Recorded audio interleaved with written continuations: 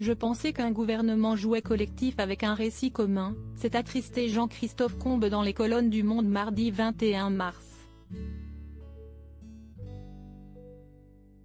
La réforme des retraites a mis à mal le gouvernement d'Elisabeth Borne, et surtout, elle a mis en évidence les failles de celui-ci. Son manque de cohésion est désormais de plus en plus difficile à camoufler. À son arrivée en mai 2022, déjà, la première ministre s'en était plainte. Je suis à la tête d'un gouvernement à moitié composé de débiles, s'était-elle emportée en privé selon Le Quotidien. Le président de la République lui-même s'est dit insatisfait de ce gouvernement, composé de 42 ministres et secrétaires d'État. Bruno Le Maire aussi a parlé d'une équipe engluée.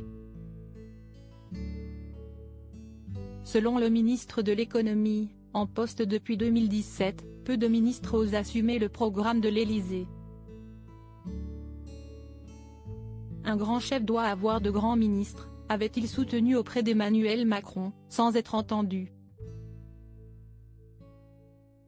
Un gouvernement fragilisé. L'après-réforme des retraites fragilise encore plus le gouvernement et le président.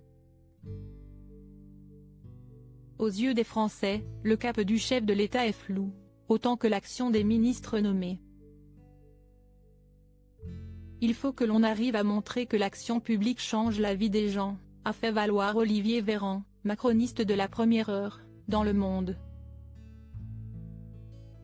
Aussi, un sondage Odoxa de décembre dernier pointait la méconnaissance de la classe dirigeante. Seuls 30% des Français connaissent les membres du gouvernement. De plus, l'activation du 49.3 pour faire passer en force la réforme des retraites suivie du rejet de la motion de censure, à 9 voix près, fragilise une fois de plus le gouvernement d'Elisabeth Borne.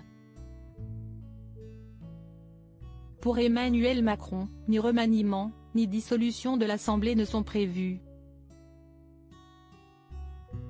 Il faut avant tout identifier quelques projets clairs, sur un agenda clair, avec une méthode claire, a expliqué le chef de l'État lors d'une réunion avec plusieurs membres de la majorité ce mardi 21 mars.